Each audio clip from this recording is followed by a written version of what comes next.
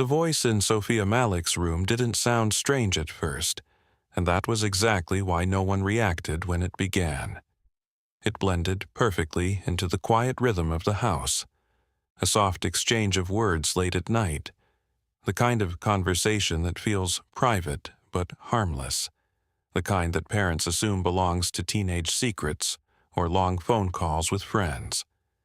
If you stood outside her door during those first nights, you would have heard nothing alarming, just Sofia speaking calmly, pausing, responding, continuing as if someone else was there with her. The problem was, there wasn't. Sofia Malik was 17 years old, disciplined, quiet, and unusually self-contained. She wasn't the kind of person who drew attention, and because of that, her behavior never triggered immediate concern. When she started spending more time in her room, it was dismissed as routine. When her lights stayed on deep into the night, it was blamed on exams. When her voice could occasionally be heard through the door, it was explained away as conversation. Everything had a reasonable explanation, until those explanations stopped fitting together. Her mother was the first to notice the inconsistency. It wasn't a single moment, but a pattern that refused to align. Sofia's voice carried the rhythm of a dialogue, yet there was no second voice. Not at first. Only pauses that felt too precise, too timed, as though she were listening to something just out of reach. One night, curiosity turned into concern, and her mother paused outside the door longer than usual, trying to make sense of what she was hearing. Sofia spoke clearly, answering something, reacting to something, even laughing once in a way that didn't match the silence around her. When the door was opened suddenly, the conversation ended instantly.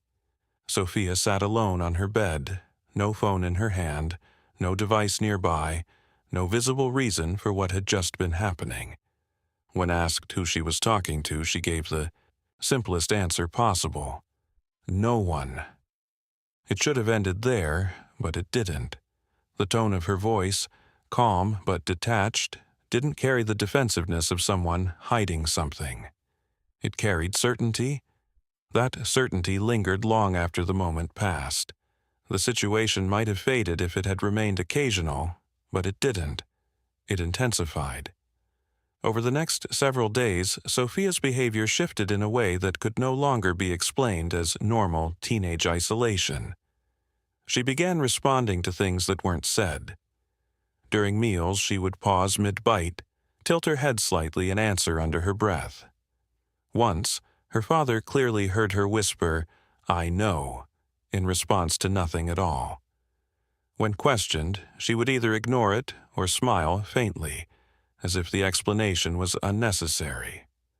Her father approached the situation differently. Where her mother felt unease, he felt resistance. He didn't accept patterns without proof, and more importantly, he didn't accept conclusions without evidence. If there was something happening, he intended to understand it, not fear it. That's why he placed the recording device in her room. The device was small, hidden behind a shelf, positioned carefully to capture both audio and video without being noticed. It wasn't meant to invade privacy. It was meant to confirm reality. If Sofia was speaking to someone, it would be recorded. If she wasn't, then the issue would be something else entirely. That night, the recording began with nothing unusual. Sofia entered the room, closed the door, and sat down. The environment remained still. No disturbances, no anomalies. Just a quiet room and a girl sitting in it. Several minutes passed before she spoke. "Are you here?" The question itself was enough to change the atmosphere, but what followed removed any possibility of doubt. "Yes." The response came immediately, clear, measured, not loud but distinct. It didn't echo, didn't distort, didn't carry the characteristics of sound traveling through space. It felt present, contained, as though it existed exactly where it was being heard. When her father first listened to the recording, his reaction was not fear but rejection. His mind searched for alternatives. Interference, background noise, overlapping audio. But none of those explanations held. The voice was too precise, too responsive. It followed the rhythm of Sofia's speech perfectly, engaging in a conversation that felt structured and intentional. Over the course of the recording, the dialogue became more detailed. Sofia asked questions. The voice answered. The voice asked questions. Sofia responded. And the content of those exchanges was deeply unsettling. The voice referenced memories Sofia had never shared, thoughts she had never expressed aloud, fears that existed only internally. It wasn't guessing, it wasn't interpreting, it was recalling. When confronted, Sofia didn't react with fear or denial. She reacted with understanding. "You heard it," she said, not asking, not hesitating. "What is it?" her father asked. She paused, not looking at him, but slightly to the side, as if aligning her attention with something unseen. "It talks when you're not listening." That statement redefined everything. It suggested selectivity, awareness, intent. The voice wasn't constant, it was conditional. It chose when to exist audibly and when to remain hidden. That night, both parents stayed in her room. No isolation, no closed doors, no variables left uncontrolled. The lights remained on, every corner visible, every shadow reduced. They sat together, watching, waiting for something to happen. For a long time, nothing did. The room remained quiet, almost aggressively normal. Time stretched, tension dissolved slightly, and for a brief moment it seemed like the phenomenon might not repeat under observation. Then Sofia sat up. The movement was slow, deliberate, not sudden or reactive. She turned her head toward the corner of the room, not acknowledging her parents at all. Her expression changed subtly, not fear, not confusion, but recognition. "You stayed," she said softly.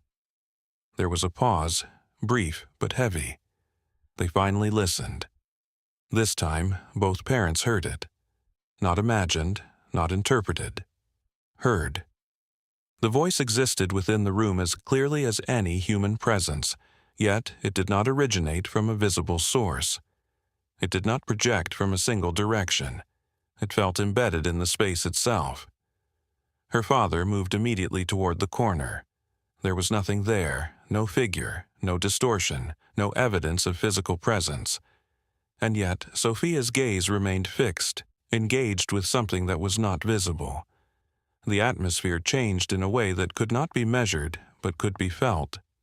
The air seemed denser, the silence heavier, as if something intangible had entered the room and occupied it fully.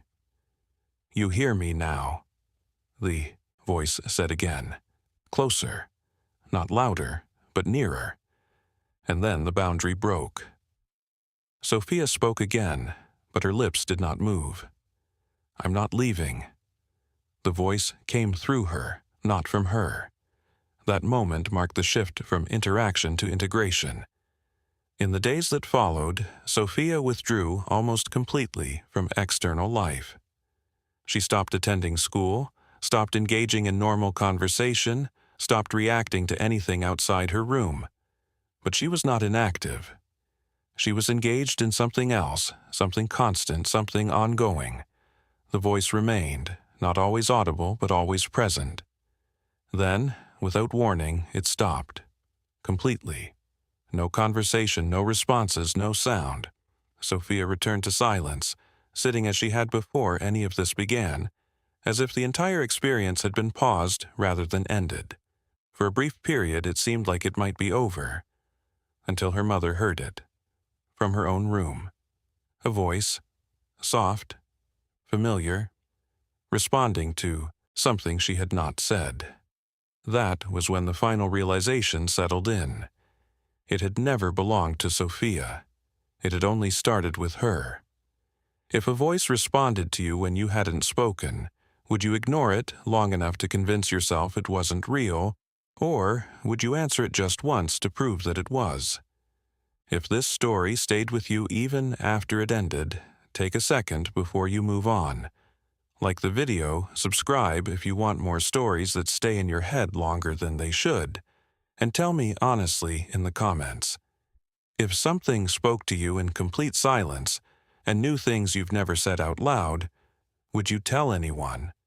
Or would you keep listening just to hear what it says next? Because sometimes it doesn't need to be invited. Sometimes it's already there, waiting for you to respond.